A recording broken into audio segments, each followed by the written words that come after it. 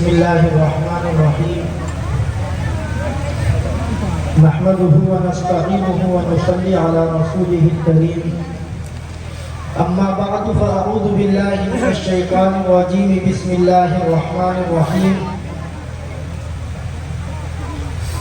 إنا عرضنا الأمانة على السماوات والأرض والجبال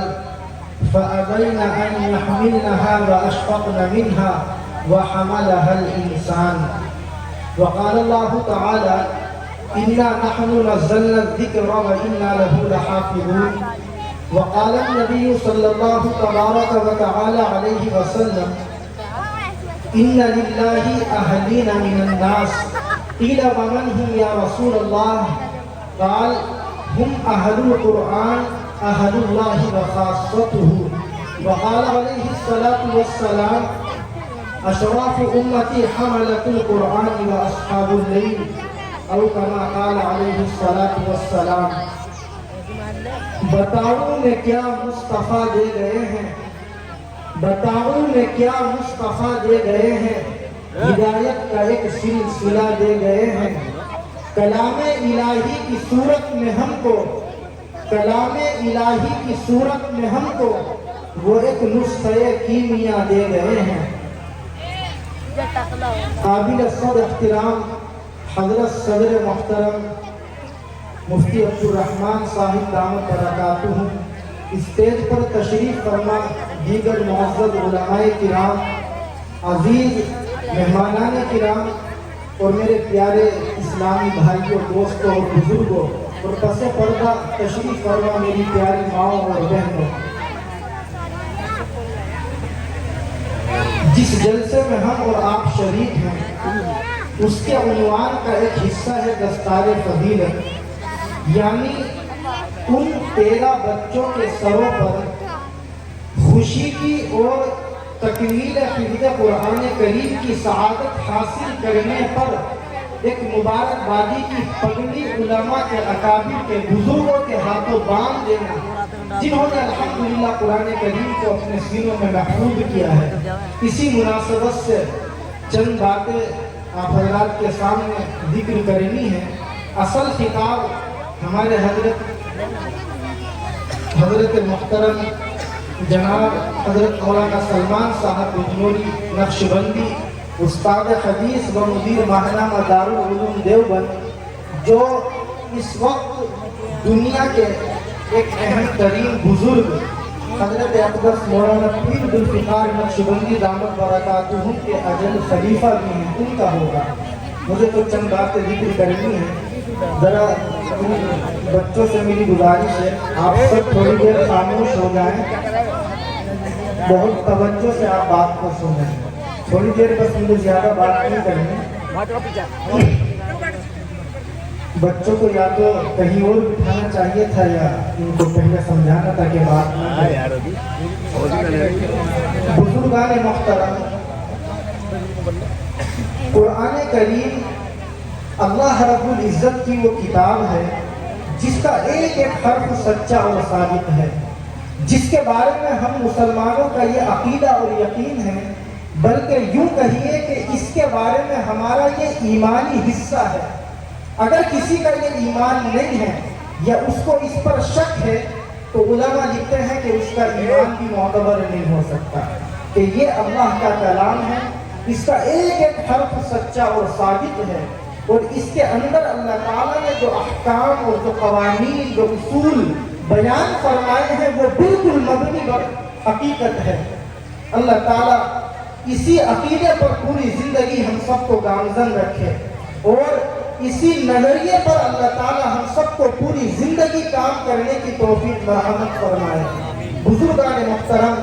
جس وقت یہ قرآن نازل ہو رہا تھا اس وقت میں اس قرآن کریم کے بارے میں اس زمانے کے لوگوں نے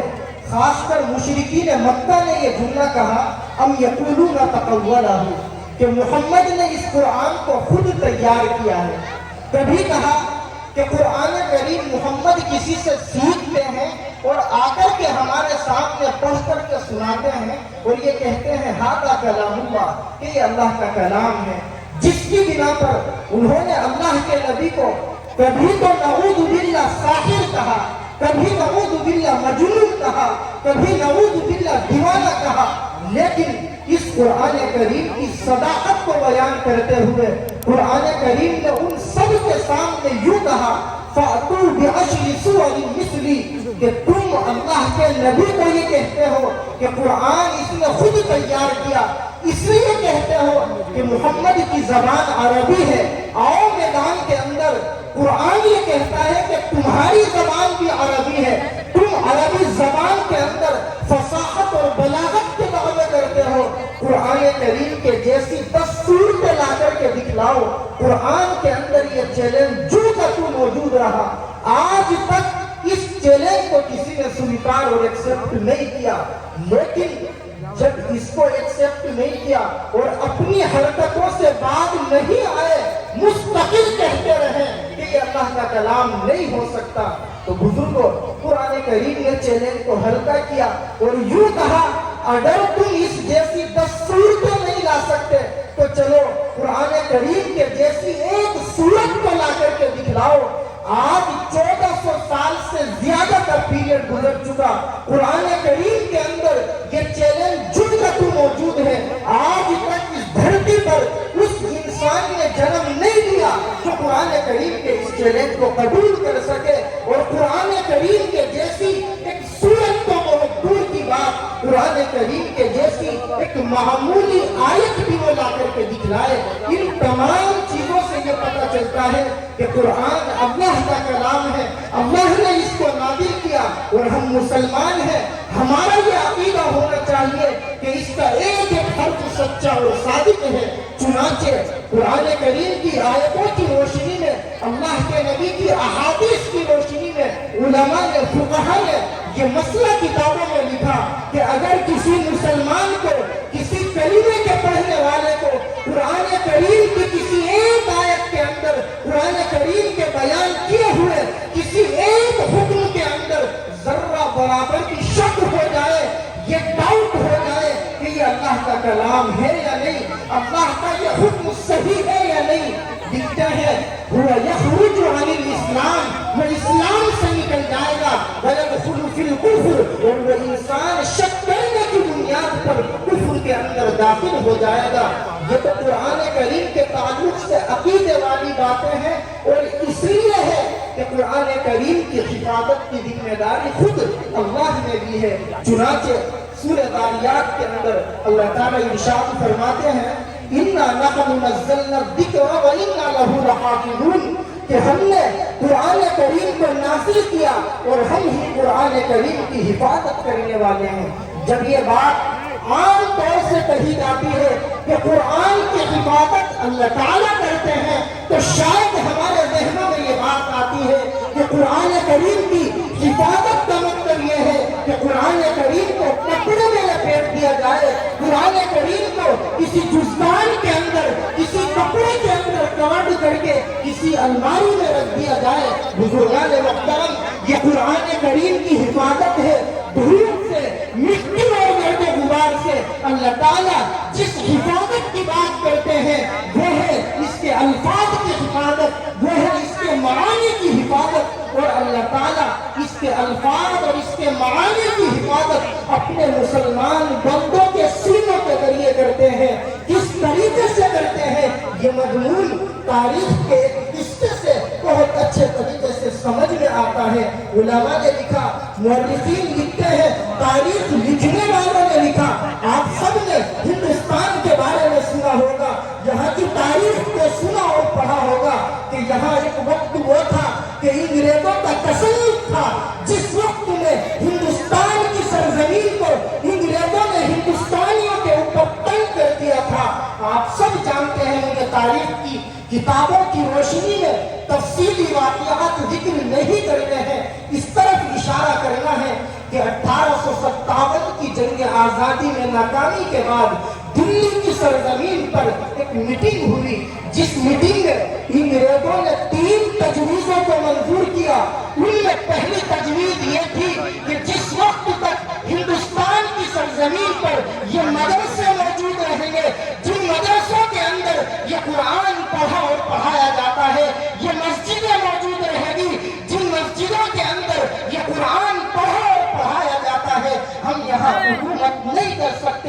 مجھے دو چیزیں چھوڑنی پڑ رہی ہے، وقت کی تنگی دامنگیر ہے، اس وجہ سے اسی کو آگے لے جاتا ہوں۔ مورخین لکھتے ہیں اس تجوید پر عمل کرنے کے لیے، اس کو عملی جامہ پہنانے کے لیے 1864 سے لے کر 1867 تک جو 3-4 سال کا پیریڈ ہے، تقریباً 3 لاکھ قرآن کریم کے نسخوں میں آگ لگا کر کے ان کی راکھ کو دریاؤں کے حوالے کیا گیا۔ انگریز یہ سمجھتے تھے کہ قرآن کو ہم جلا دیں گے، دریاؤں میں ڈال دیں گے تو شاید مسلمان قرآن کریم کو پڑھنا بھول جائیں گے۔ اللہ ہمارے علماء دیوبند کی قبروں کو نور سے منور فرمائے۔ جس دارالعلوم دیوبند کی ایک کڑی آپ کے نگلے میں چلنے والا یہ مدرسہ راشد العلوم ہے، جس سے الحمدللہ 13 طلبہ نے قرآن کریم کے حفظ کو اپنے سینوں میں محفوظ کیا۔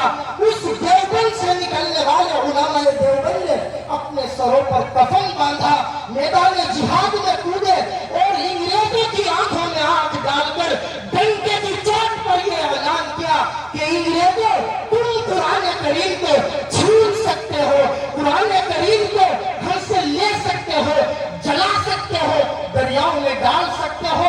لیکن آ کر کے دیکھو ہماری مسجدوں میں آؤ، ہمارے مدرسوں میں آؤ، ہمارے 10-10 سال کے معصوم بچے، 8-8 سال کے، 7-7 سال کے معصوم بچے مکمل 30 پاروں کو اپنے سینوں میں محفوظ کیے ہوئے ہیں۔ ہمارے ایک شاعر نے اسی کی منظر کشی میں یہ کہا تھا، بجھ نہیں سکتا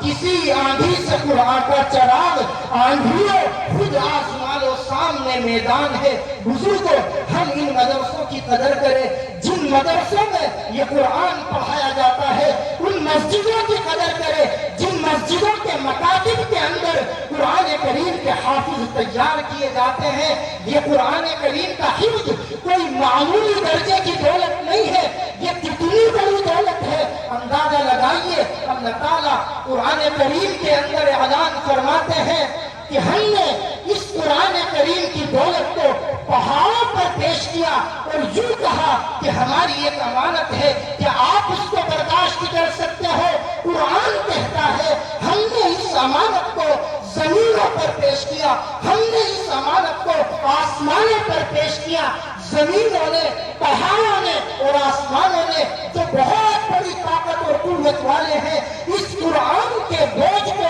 اٹھانے سے انکار کر دیا۔ اللہ فرماتے ہیں وَحَمَلَهَا الْإِنسَانُ، اس قرآن کریم کے بوجھ کو انسان نے اٹھایا اور اپنے سینے کے اندر مکمل 30 پاروں کو محفوظ کیا۔ ہمارے حضرت مولانا ریاست علی رحمت اللہ علیہ سب کہیے اللہ تعالیٰ ان کی مغفرت فرمائے، ان کی قبروں کو نور سے منور فرمائے۔ ہمارے جو حضرت تشریف لائے ہوئے ہیں ابھی ہم ان کا خطاب سنیں گے۔ حضرت کے جو دوسرے صاحبزادے ہیں مفتی ذکوان صاحب دامت برکاتہ، جب انہوں نے قرآن کریم کو مکمل حفظ کیا تو حضرت نے مبارکبادی میں یہ شعر کہا تھا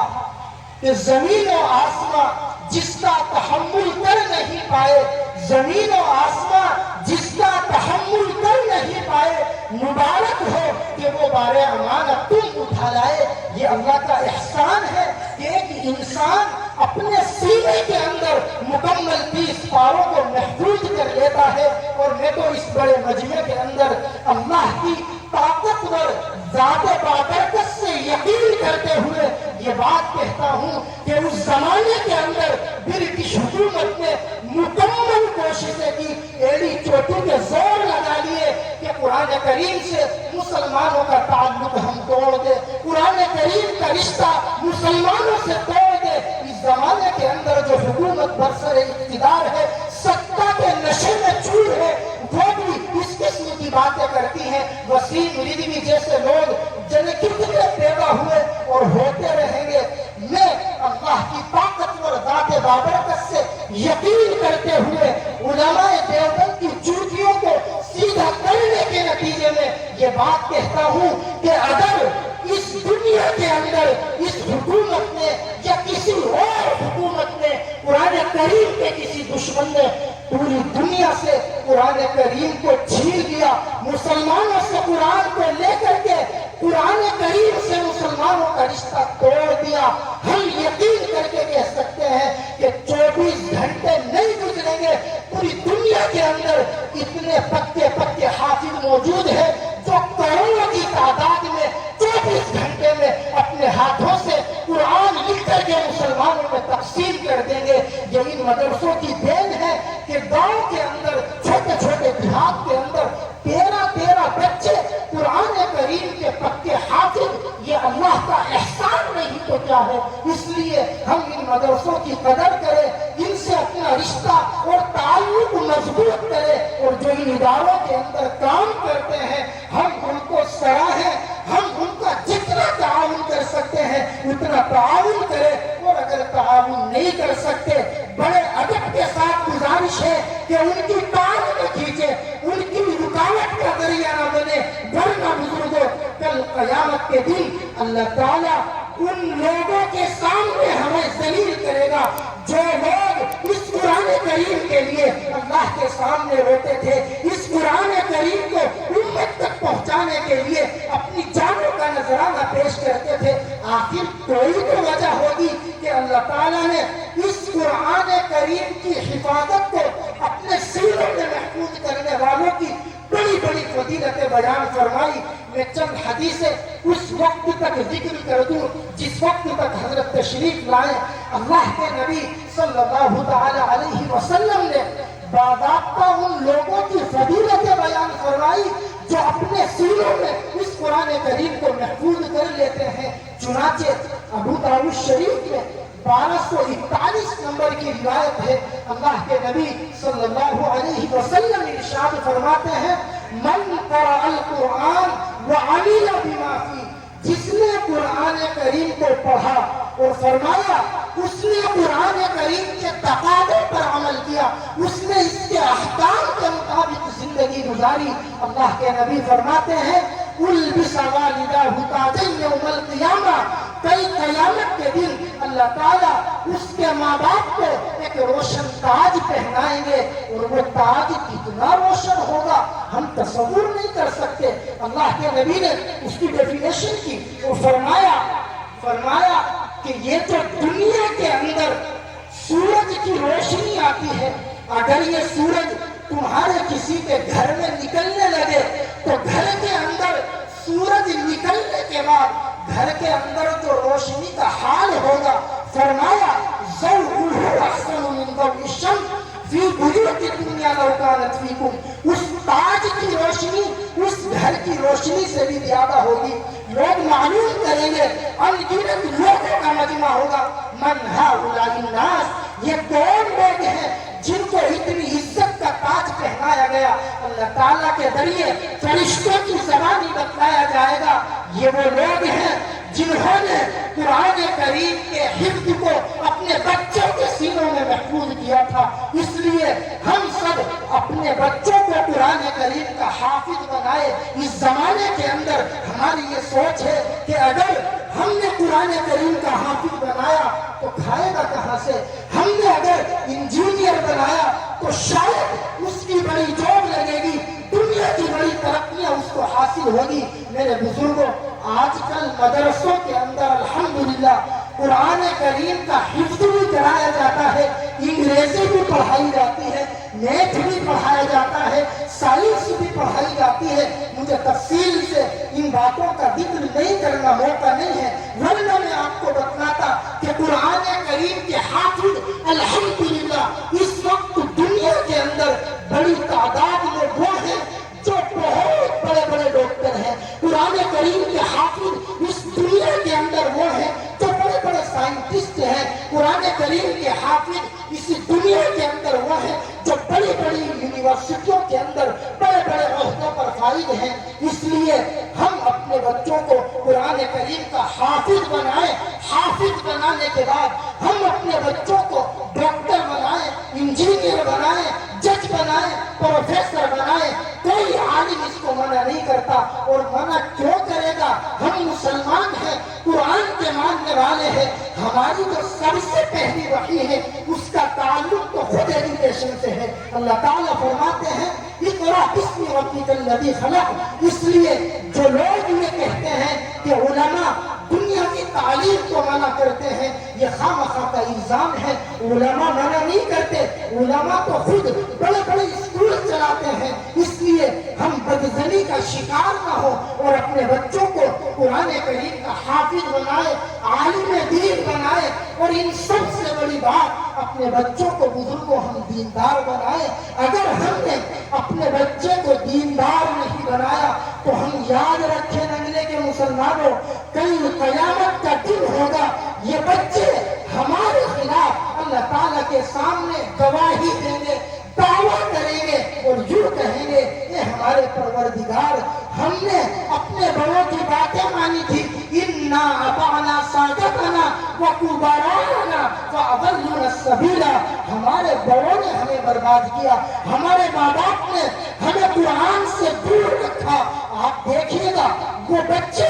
جن کے لیے ہم نے ایجوکیشن لون پاس کرایا، جن کی ترقی کے لیے ہم نے اپنے گھر کو بیچا، جن کی ترقی کے لیے، جن کی دنیاوی ڈگری کے لیے ہم نے اپنے خون پسینے کی کمائی ہوئی دولت کو خرچ کیا، وہ بچے اللہ تعالیٰ کے سامنے دعویٰ کریں گے اور یوں کہیں گے یہ ہمارے پروردگار، غلطی ہماری نہیں ہے، ہمارے بگڑنے میں، قرآن سے دور ہونے میں ہمارے ماں باپ کی غلطی ہے، لہذا آتی ہی ضعفین من العذاب۔ اللہ فرماتے ہیں سورہ احزاب کی آیت نمبر 68 کے اندر کہ یہ بچے یوں کہیں گے اے ہمارے پروردگار، آپ ہمارے ماں باپ کو ڈبل سزا دیجئے، ایک تو اس لیے کہ انہوں نے ہمیں قرآن سے دور رکھا، ایک اس لیے کہ وہ خود قرآن کریم سے دور تھے۔ اللہ تعالیٰ کے سامنے وہ صرف اتنا ہی نہیں بلکہ یوں کہیں گے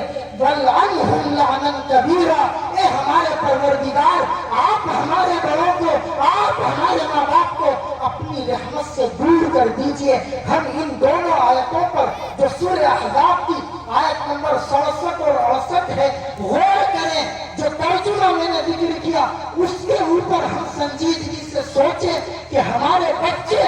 جن کے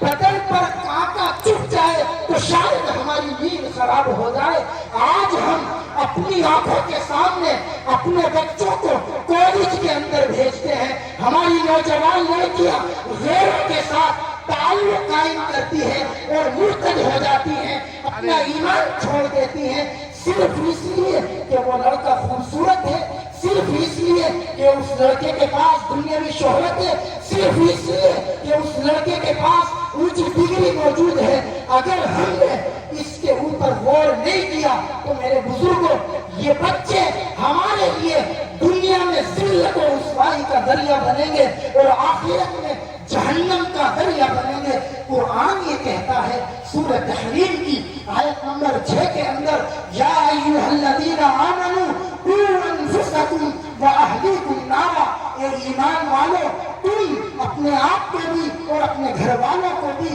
اس آگ سے بچائیے، وقودھا الناس والحجارہ، جس آگ کا ایندھن لکڑی نہیں ہے، پتے نہیں ہیں، بلکہ اس آگ سے بچائیے جس آگ کا ایندھن انسان اور پتھر ہے۔ ہم آج دنیا کے اندر اپنے بچے کے کانٹا چبھ جائے تو برداشت نہیں کرتے، لیکن اپنی آنکھوں دیکھیں، ہم اپنے بچوں کو دنیاوی تعلیم کے لیے ایسی تعلیم گاہوں میں بھیجتے ہیں جہاں ہماری لڑکیوں کا ایمان ختم ہو جاتا ہے۔ میں سب کی بات نہیں کرتا، ہمارے حضرت اس پر بڑی تفصیل سے بات کرتے ہیں، وقت اجازت نہیں دیتا، لیکن میں بڑی سنجیدگی کے ساتھ غور کرنے کی آپ کو دعوت دے رہا ہوں کہ ہم اپنے بچوں کو اعلیٰ درجے کی تعلیم دلوائیں، ہائی ایجوکیشن دلوائیں، لیکن اپنے بچوں کو ہم دیندار ضرور بنائیں، ورنہ میرے بزرگوں اس کا نقصان ہم دنیا میں بھی اپنی آنکھوں سے دیکھ لیں گے۔ ہم آئے دن دیکھتے ہیں جنازہ سامنے ہوتا ہے، ماں کا جنازہ، باپ کا جنازہ، دادی یا دادا کا جنازہ، بھائی یا بہن کا جنازہ، کسی رشتہ دار کا جنازہ، سامنے موجود ہوتا ہے، اور وہ انسان جس نے قرآن کو نہیں پڑھا، جس نے دین کو نہیں سیکھا، اسے نماز جنازہ کا طریقہ نہیں پتا۔ میرے بزرگوں، جو آ کر کے بڑے درد کے ساتھ پیار سے ہلکی سی آواز میں کان میں کو یہ کہتا ہے کہ امام صاحب ذرا یہ بتا دیجئے کہ نماز جنازہ کیسے پڑھی جائے گی۔ آپ غور کیجئے، ہمارا وہ بچہ جس نے شاندار ڈگری حاصل کر لی، جس نے دنیا کی بہت ترقیاں حاصل کر لی، اگر وہ بچہ ہماری نماز جنازہ پڑھانا تو بہت دور کی بات، سنت کے مطابق پڑھ بھی نہ سکے، قبر پر ہمیں دفنانے کے بعد کھڑے ہو کر سورہ واقعہ یا سورہ یاسین یا الحمد شریف، سورہ بقرہ کا آخری رکوع یا کچھ قرآن کریم کا حصہ پڑھ کر ہمیں ثواب نہ پہنچا سکے، تو میرے بزرگوں، میں یہ سمجھتا ہوں کہ یہ ترقی کوئی ترقی نہیں ہے۔ اگر ہم نے اپنے بچوں کو ان مدرسوں میں بھیجا اور ان بچوں نے قرآن کریم کو پڑھا، قرآن کریم کے علاوہ دین کو سمجھا، تو میں یہ سمجھتا ہوں کہ وہ بچے اگر کسی بڑے اسکول میں ہوں گے، وہ بچے کسی بڑی کالج میں، یونیورسٹی میں ہوں گے، تو انشاءاللہ وہ دنیا کی ڈگریاں لے کر کے حافظ قرآن اگر ہوں گے تو کسی ڈاکٹری لائن میں جب وہ آگے بڑھیں گے تو میرے بزرگوں، میں یقین سے یہ بات کہہ سکتا ہوں کہ چونکہ وہ قرآن کے حافظ ہوں گے اور ڈاکٹر بھی ہوں گے، جب وہ کسی آپریشن کی تیاری کریں گے، آپریشن تھیٹر میں ہوں گے، اپنے ہتھیار تیار کریں گے، تو یقیناً ان کی زبان کے اوپر قرآن کریم کی آیتیں ہوں گی، اللہ تعالیٰ کی قدرت والی آیتیں ہوں گی، اور وہ بسم اللہ پڑھ کر کے آپریشن کریں گے۔ وہ اگر انجینئر بنیں گے اور قرآن کریم کے حافظ ہوں گے، دیندار ہوں گے، تو اگر وہ کسی بڑی سے بڑی بلڈنگ کا نقشہ کھینچیں گے تو یقیناً بسم اللہ پڑھ کر کے نقشہ بنائیں گے۔ انشاءاللہ اللہ کی قدرت والی آیتوں پر غور کر کے نقشہ بنائیں گے تو دنیا کی ترقی بھی ملے گی، آخرت کی کامیابی بھی ملے گی۔ ان چند باتوں پر میں آپ کو غور کرنے کی دعوت دیتا ہوں اور مبارکباد دیتا ہوں مولانا مستقیم صاحب مظاہری دامت برکاتہم کو، جو مدرسہ راشد العلوم کے محترم و ناظم ہیں، ان کے علاوہ اس مدرسے کی کمیٹی کو اور کمیٹی کے تمام مراکین کو، بلکہ اس رسول پور نگلے کے تمام افراد کو کہ آپ سب نے مولانا مستقیم صاحب کو سپورٹ کیا، ان کو محنت کرنے کا موقع دیا اور انہوں نے محنت کی، اور آپ کے اس گاؤں کے اندر انہوں نے 13 بچوں کو اپنے اساتذہ کی محنت سے الحمدللہ قرآن کریم کا حافظ بنایا۔ یہ کوئی معمولی درجے کی دولت نہیں ہے بزرگوں، یہاں جو پرانے افراد بیٹھے ہیں، یعنی جو 70-80 سال کے افراد ہیں، انہوں نے اپنے بڑوں سے سنا ہوگا اور بعضوں نے شاید اپنی آنکھوں سے یہ منظر دیکھا ہو کہ ایک زمانہ اسی ہندوستان کے اندر وہ تھا کہ جب کسی کا جنازہ سامنے آتا تھا تو جنازے کی نماز پڑھانے کے لیے کسی دور کے گاؤں سے کسی حافظ کو بلایا جاتا تھا، وہ آتے تھے تو نماز جنازہ ہوتی تھی اور ہم اپنے مردے کو قبر کے حوالے کیا کرتے تھے۔ یہ اللہ کا ایک بہت بڑا احسان ہے کہ چھوٹے چھوٹے گاؤں کے اندر مدرسے ہیں اور ان مدرسوں میں یہ علماء محنت کر رہے ہیں اور محنتیں سب کی ہمارے سامنے ہیں۔ اس لیے میں دوبارہ سے آپ حضرات کو مبارکباد دیتا ہوں اور دعا کرتا ہوں کہ اللہ تعالیٰ اس ادارے کو قبول فرمائے، مولانا کی اور آپ تمام کی ملی جلی کاوشوں کو بہت قبول فرمائے، اور وہ دل دلائے کہ یہ بچے کل قیامت کے دن جنت میں جا رہے ہوں، اور آپ سب کو اپنے ساتھ میں لے کر کے یہ جنت میں جانے کے لیے اللہ تعالیٰ سے سفارش کرے، اور اللہ ان کی سفارشوں کو قبول فرمائے اور ہم سب کو یہ لے کر کے جنت کے اندر جانے والے بن جائے۔ آمین۔ وآخر دعوانا ان الحمد للہ رب العالمین۔